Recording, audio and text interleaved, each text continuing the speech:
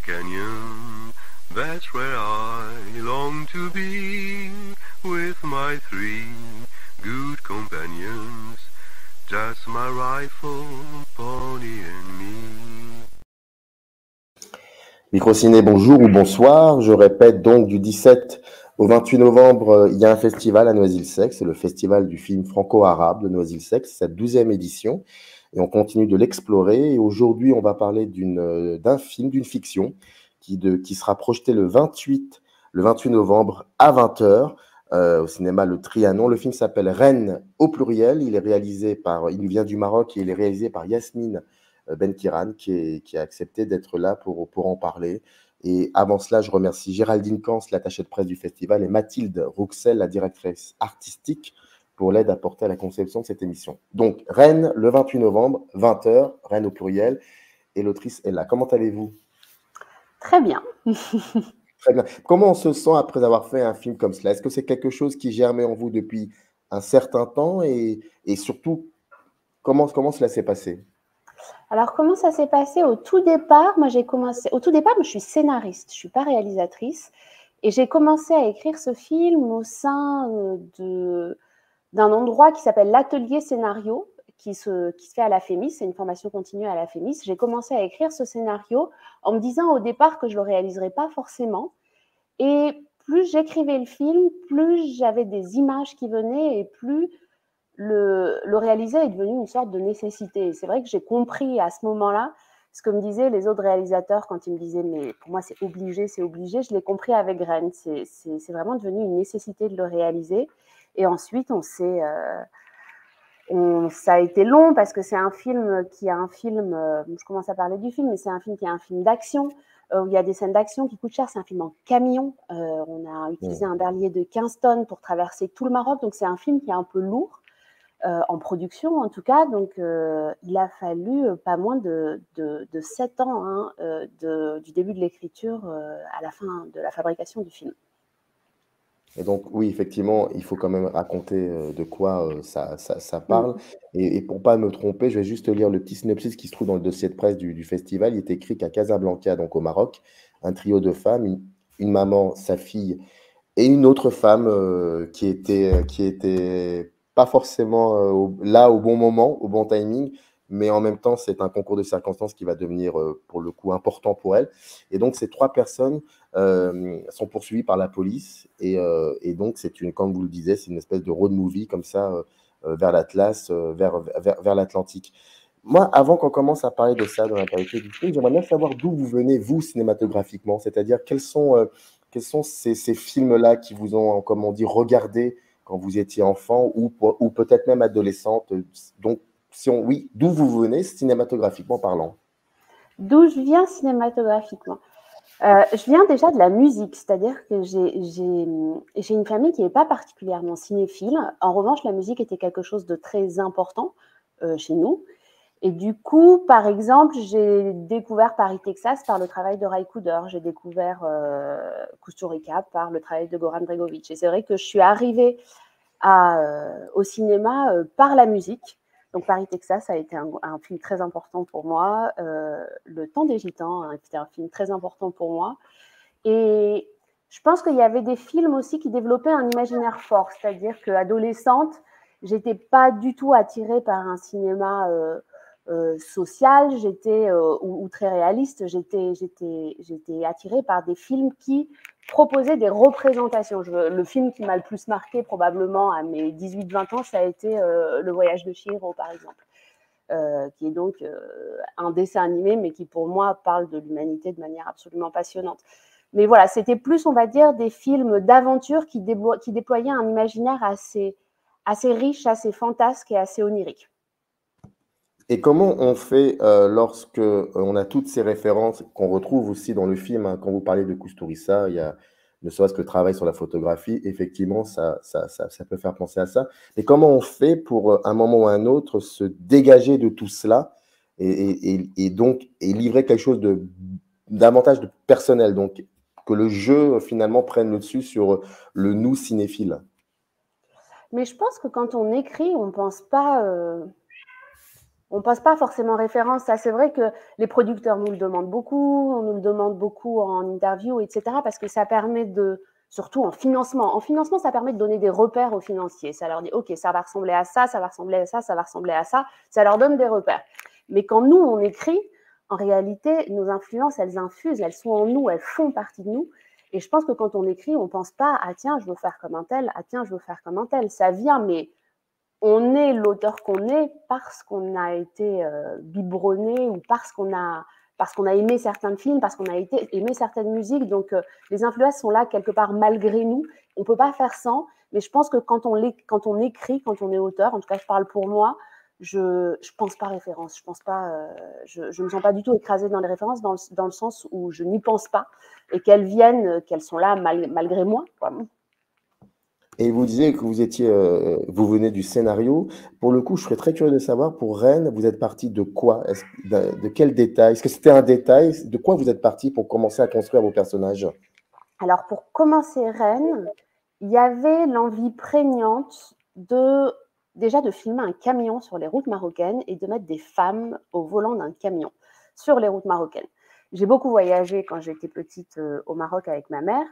Et c'est vrai que quand on voyage au Maroc, on rencontre ces camions qui sont énormes, qui sont brinque-ballants, qui ont un truc assez particulier parce qu'ils sont très puissants, ils sont très massifs et en même temps très fragiles. Quand on est sur une pente comme ça, on a peur que ça se casse la gueule.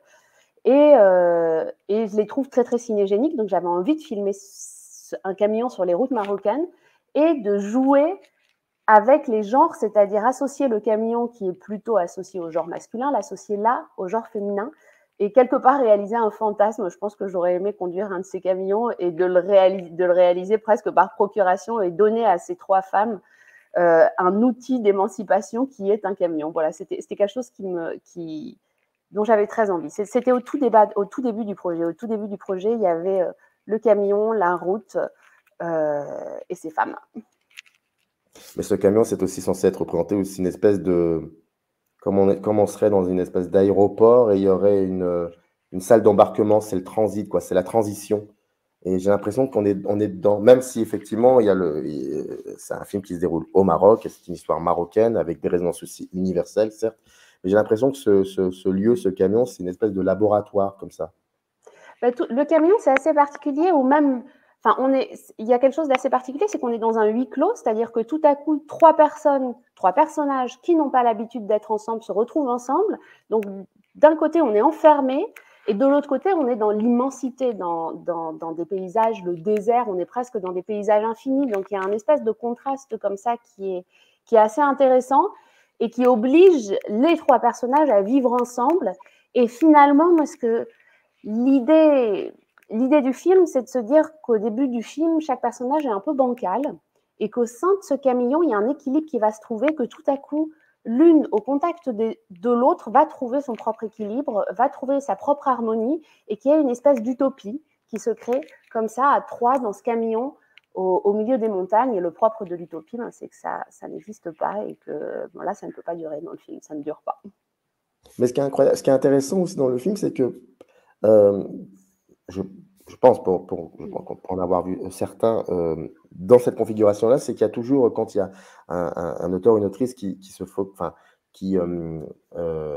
construit son film dans un huis clos autour de 4-5 personnages, généralement, ces 4-5 personnages définissent aussi un petit peu peut-être ce qu'est le pays, tout ça.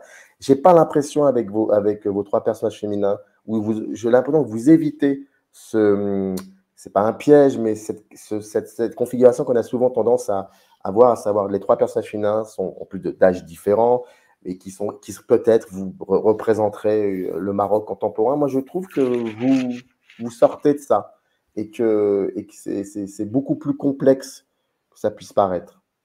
Mais ça, c'est une volonté très, très affichée de ma part.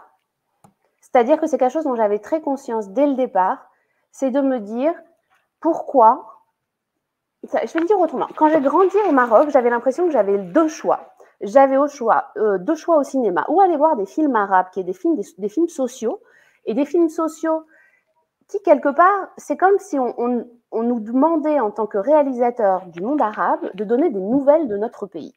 C'est-à-dire que quand on nous demande de faire un film, je parle les financiers, les producteurs, les festivals, on attend de nous qu'on fasse une thèse, en fait, sur les problèmes qu'il y a dans notre pays. Et moi, je suis désolée, un film, c'est pas un discours. Le cinéma, c'est pas un discours. Sinon, moi, je vais lire des bouquins, je vais lire la presse, je vais lire des thèses. Quand je suis au cinéma, je suis là pour vivre une expérience. Et je pense qu'il y a quelque chose à développer très fort dans le cinéma arabe et il y a une nouvelle génération, clairement, qui est sur ces questions-là et on partage ce point de vue. Et l'idée, c'est de se dire, OK, on va déployer des paysages imaginaires. Costa Rica, c'est différent, il peut parler de la guerre, mais on parle de la guerre, c'est pas un traité sur la guerre. Miyazaki, pareil, pourtant, c'est un conte, c'est une aventure, pourtant, ça parle vraiment du bien et du mal. Ça parle de choses universelles,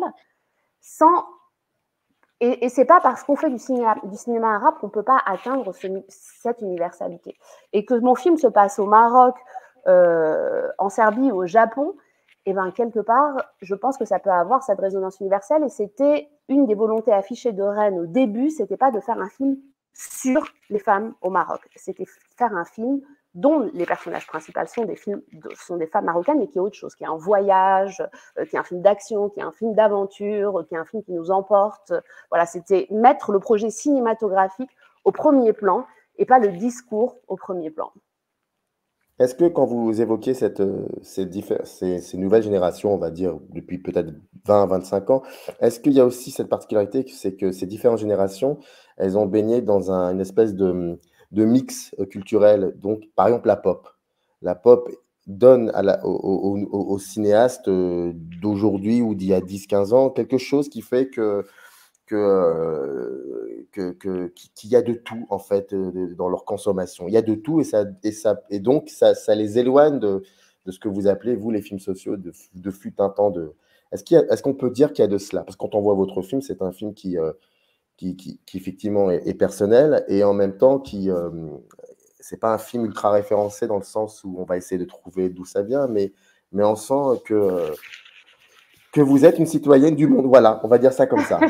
Mais en plus, c'est marrant que vous disiez ça parce que le film est quand même le film est très référencé. Le film est presque ludique à certains moments parce qu'il joue avec pas mal de références, mais j'aime bien l'idée qu'on le voit pas aussi. Enfin, voilà.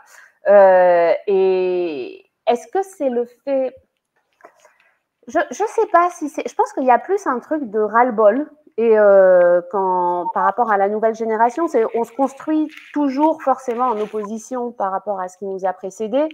Et je pense que la volonté, elle est là. Enfin, en tout cas, de mon point de vue, c'est de se dire, OK, quand j'avais 17 ans, moi, Yasmine, j'aurais rêvé avoir un film d'aventure marocain avec des femmes, avec des gens avec qui je peux m'identifier, avec qui j'ai envie de m'identifier, et pas dans les films sociaux. Enfin voilà, quand on a 17 ans, on n'a pas envie de ressembler forcément au personnage principal. Et moi, c'était plus de me dire, OK, je vais essayer de faire le film qui m'a manqué quand j'avais 17 ans. Mais je pense que nos parents ont eu les mêmes cultures pop. Hein. Enfin, en tout cas, mes parents, mes grands-parents peut-être pas, mais chaque génération est abreuvée de tout. C'est vrai qu'aujourd'hui, avec les réseaux sociaux, Internet, etc., on a accès à plus de choses. Moi, j'ai grandi dans les années 90, il n'y avait pas tout ça. Pourtant, j'ai 1000 références et je suis abreuvée de plein de choses. Et je pense que oui, je suis citoyenne du monde, évidemment, mais j'ai grandi au Maroc et ça fait ma spécificité et ça fait ma singularité et ça fait aussi la singularité de mon cinéma dans sa forme, dans son énergie et pas forcément que dans son discours.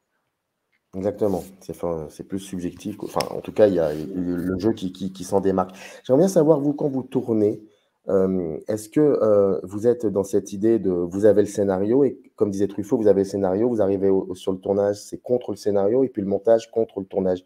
Est-ce qu'il y a de cela? Ou alors peut-être quand vous tourniez, vous saviez un peu comment le montage allait se faire. Finalement, il se faisait au jour le jour.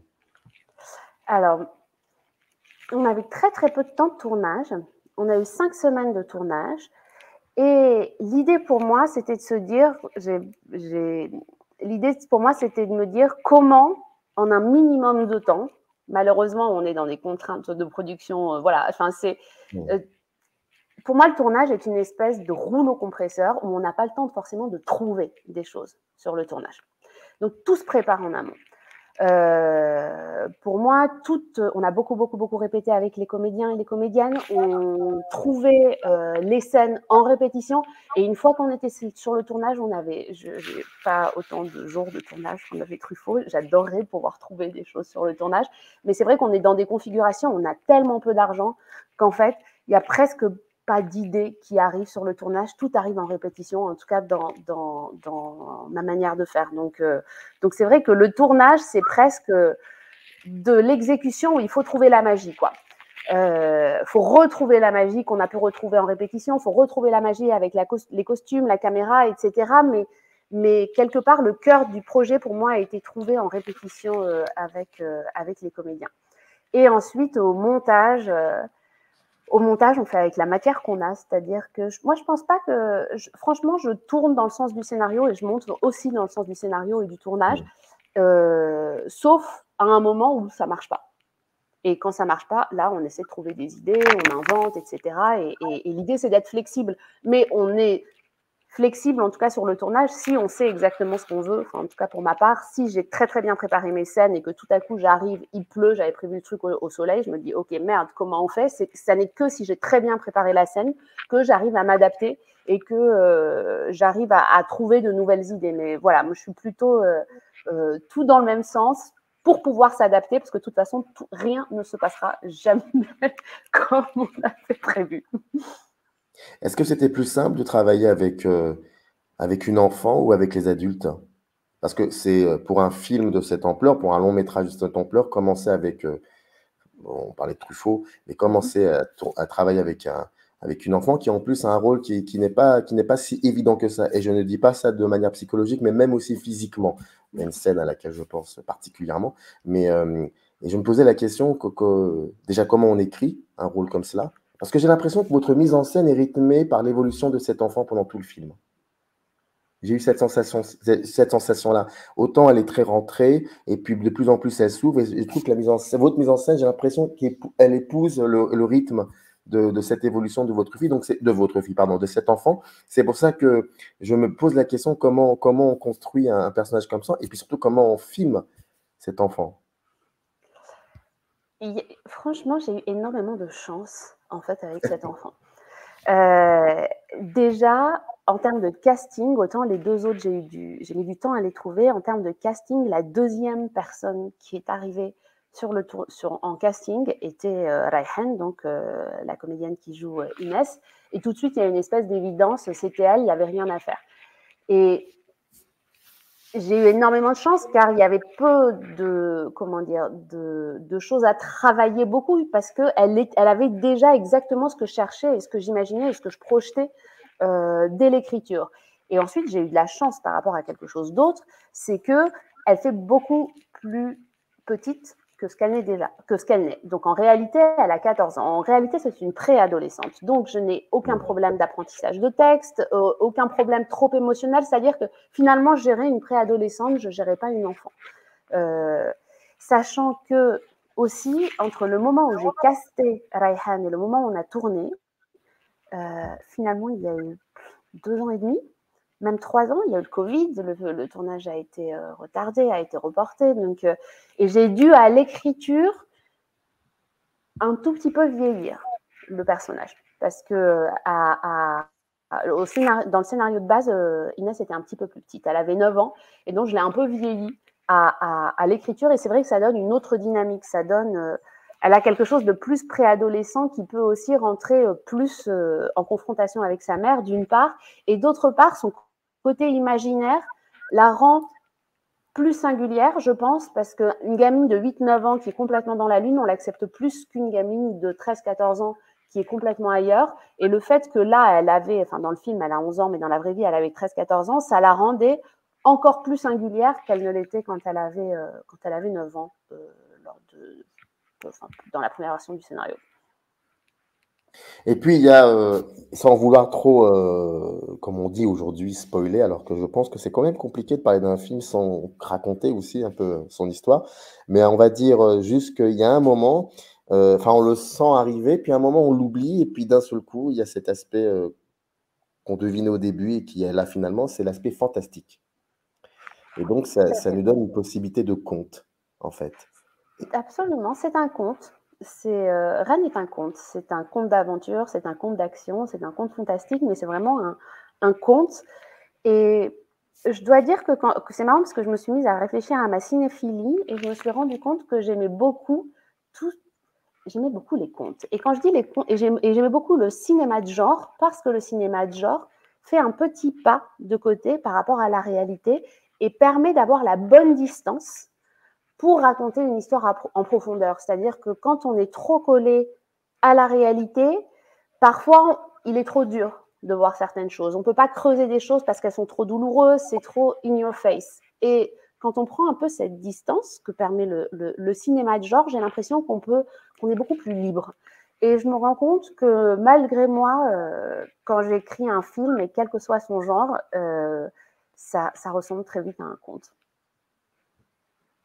On a dit vraiment 1 ou 2% de ce qu'il y a dans le film. Donc, c'est pour ça qu'il va falloir que spectatrices et spectateurs, vous soyez curieuses et que vous y alliez le 28 novembre.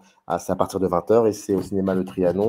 Et le film Rennes au pluriel et il est réalisé par Yasmine Benkiran qui était là pour venir nous en parler. Merci en tout cas à vous. Et je crois... Et là, je pense que vous devriez... Il sort bientôt aussi en France. Oui, le film sort en France le 27 décembre. Donc, il sera dans les salles le 27 décembre, dans toutes les bonnes salles, comme on dit. Et non, mais je pense que c'est marrant parce que quand on m'a d'abord sorti cette date du 27 décembre, je me suis dit, mais c'est vrai que c'est un road movie où il y a de l'action, où il y a de l'aventure, où je voulais du souffle. Et je me suis dit, c'est plus un film de printemps ou un film... de printemps. Et là, le fait qu'il sorte le 27 décembre, je me suis dit, c'est marrant, c'est vrai que c'est un conte, en fait. Ce film est un conte, c'est un conte d'aventure et que je trouvais ça joli, finalement, que ce film sorte juste après Noël. Et en plus, c'est une transition entre l'ancienne et la nouvelle année. Donc, il y a un peu de ça aussi dans le film à la fin, avec ce que dit cet enfant. Merci beaucoup, en tout cas. Et puis, bon courage pour le film, comme on dit. Merci à vous. Merci beaucoup. Merci. Au revoir. Générique.